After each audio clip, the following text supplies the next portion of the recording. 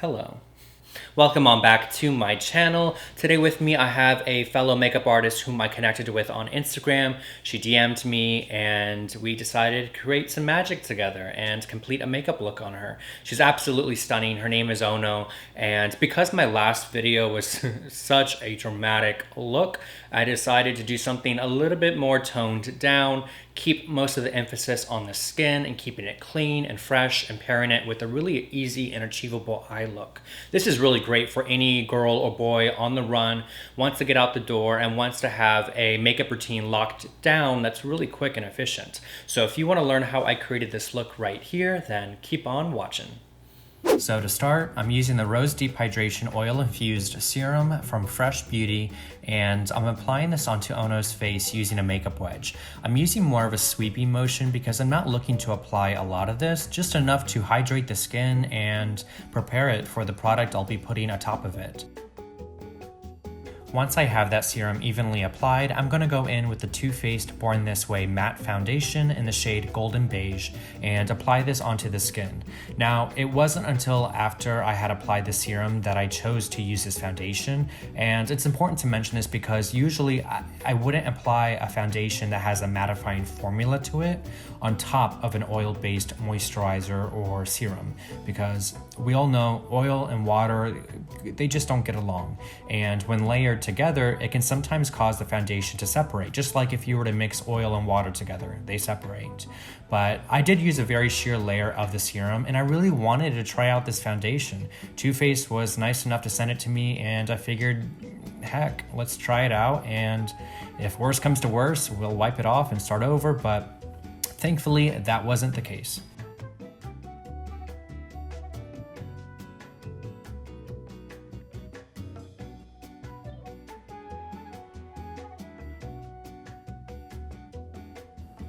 So now that I have this applied to the areas I want coverage, it's time to move on to the next step, which is to bring back the contours of her face. So to contour, I'm using Huda Beauty's Tantour and Contour Cream in the shade Light, and with the smaller face brush, I'm going to begin pressing this into the cheekbone area.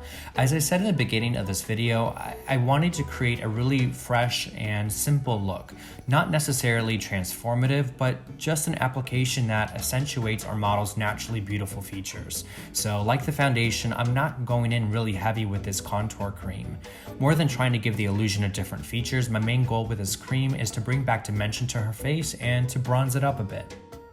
Besides the cheekbones, I'm also applying this along the perimeter of our model's forehead, along the jawline, and down the sides of the nose. Even though I want this to be a really soft look, I'm keeping in mind that a lot of this contour is going to be blended out, so I apply enough to be sure that there will still be product left in place after the blend, but not too much where it starts to look heavy.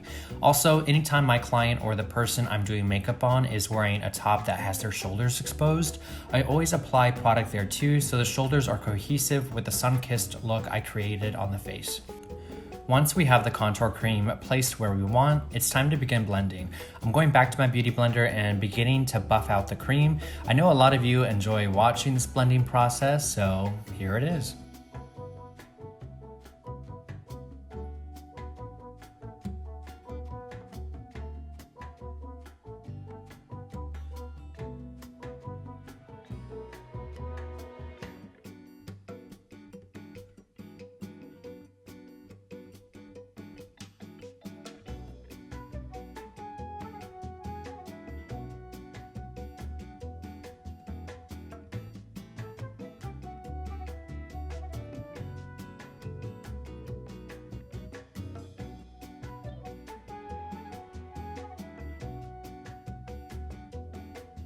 Okay, so once we have that contour blended out, I'm going to begin highlighting using the Too Faced Born This Way in the shade Nude and start with concealing and brightening the under eyes.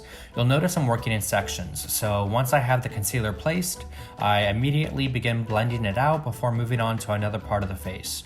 And just as a random fun fact, this final look ends up probably being my most favorite makeup look I've created for my YouTube channel so far, which is kind of bizarre given that it's such a simple look, but I'm really happy with how it turned out. I don't know. I'm kind of hard on myself when it comes to makeup. I wouldn't say I'm a perfectionist. I'm just never satisfied with my work. You know what I mean? I'm sure there's got to be someone out there watching who can relate at least a little bit. But this is probably why it took me so long to start YouTube. I tried starting a couple of years ago. I filmed over 60 tutorials and I wasn't happy with not one of them. So I sat the footage in the archives and put YouTube on the back burner. And when I did start YouTube a few months ago, I promised myself one thing.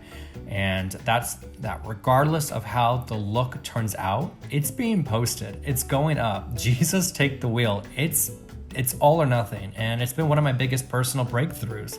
But I say all that to say that, well, I don't know where I was going with that. I don't know, I'm just like rambling on, so embarrassing. Oh yeah, but I love how this look turned out. Okay, I'm gonna stop talking and just watch the blending with you guys.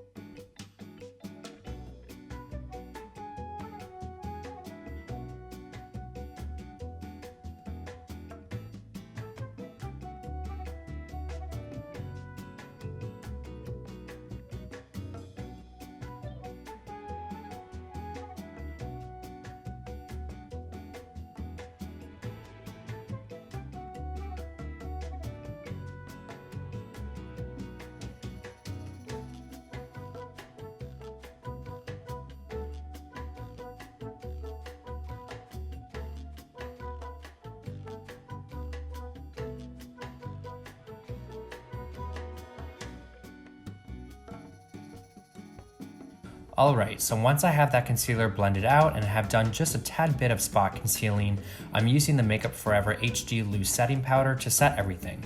This is one of my top favorite setting powders I use, as long as it's used correctly, because I know there is concern from a lot of people of there possibly being flashback with this powder, but that's only if you go in heavy with it and bake with it. But you may notice I'm not using a lot of it here. In fact, I'm barely using any of it at all. I'm going in with such a small amount of this, just enough to get the results I want, which is a set and matte base that I can apply bronzer onto and blush onto without it skipping and looking muddy.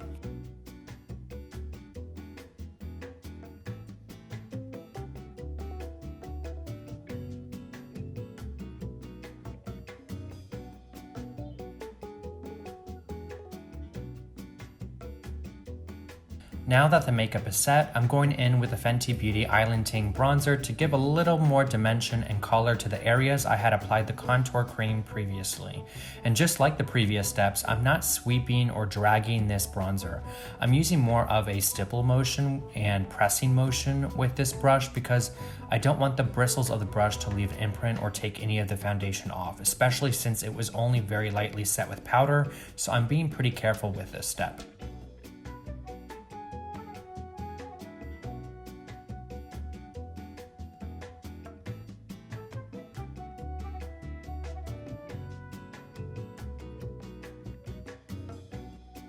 Next, for blush, I'm using Patrick Ta's Double Take Cream and Powder Blush in the shade She's That Girl, and I'm working this into the cheeks. For a look like the one I'm doing today, I really go in with the blush because I want that to be the focal point of the face. Blushing, glowing cheeks. I also tend to go pretty heavy with blush because somehow, some way, I find that by the end of the makeup application, blush seems to somehow always disappear for me, but by the end of this application, you'll see how beautiful this blush ends up soaking into the skin. And as you see, I'm bringing this blush up onto the eyelids, down the neck and shoulders, and a bit behind the ears.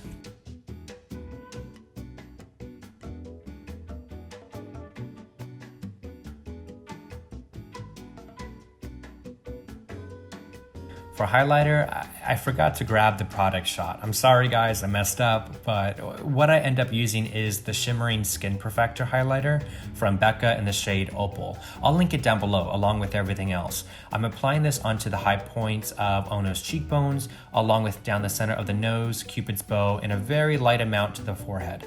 The perk to working with matte foundations and with powders is that it can really help diffuse the appearance of skin texture, such as pores and blemishes. And then to trick the eye into looking like you have glowing, healthy skin that's texture-free, you go in with a product that reflects light, like a highlighter, and apply that to the areas of the face that doesn't have texture. So you get the best of both worlds. I'm also placing this highlighter in the inner corners of the eyes to brighten those areas. Heading back now to my setting powder, with an eyeshadow brush, I'm just running this through the brows. And what this is doing for me is it's completely mattifying the hairs and the skin underneath the brow hairs, so that when I do go in with a brow pencil, the pencil really grips onto the skin, therefore dispensing more pigment. Otherwise, if I don't set the brows, the skin will remain slippery from the foundation and the moisturizer used, and then I won't get any color from the pencil because it'll just be gliding across the skin, on top of the skin.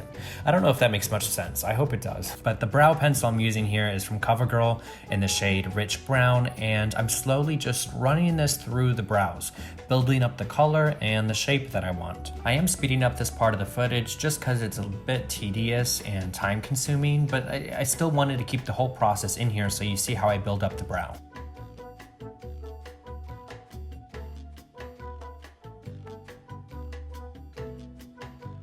Once I've created the shape I like best, I'm going to strengthen the brow color using a dark brown eyeshadow.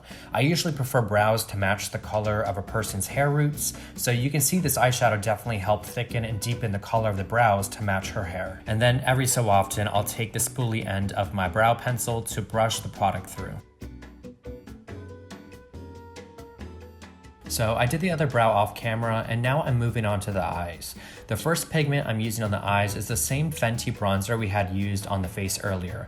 I'm lightly veiling the upper lids with this. I don't want it to be strong or intense, I just want it to be a light wash of color. And I'll also bring this bronzer to the bottom lash line and lightly smoke it out.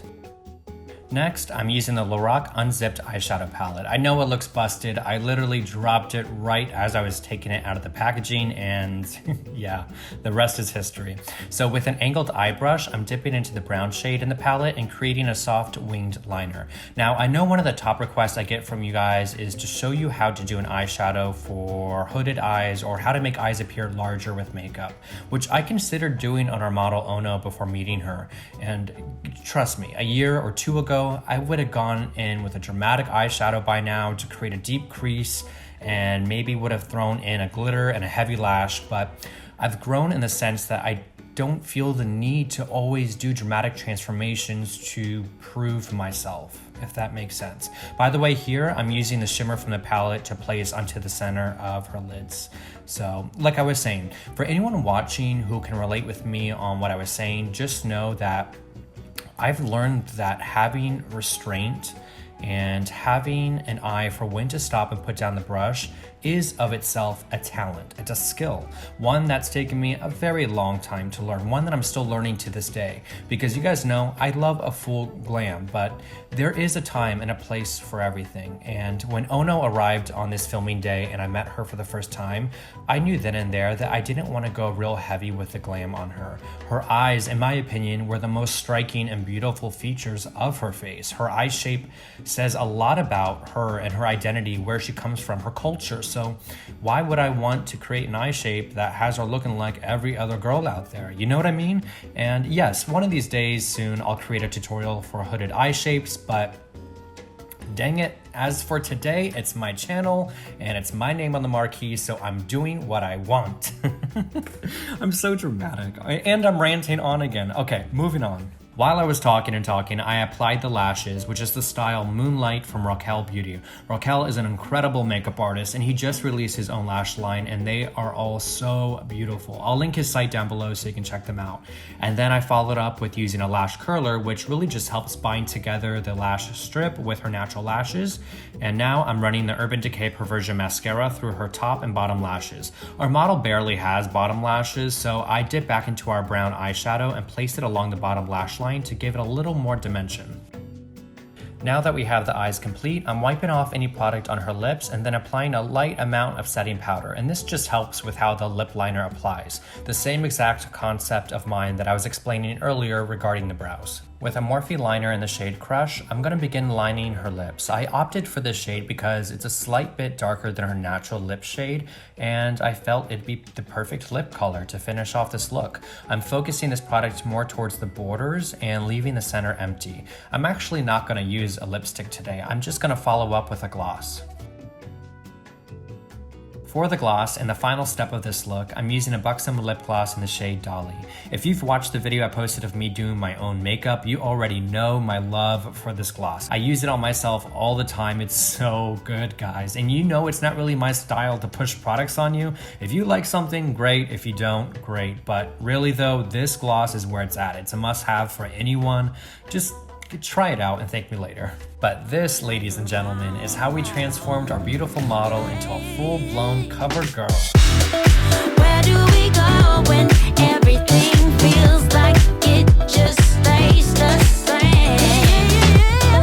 Where do we go from here when everything is said and done? And there we have it, kids. I hope you guys enjoyed today's video. If you did, be sure to give this video a big old thumbs up and subscribe to the channel.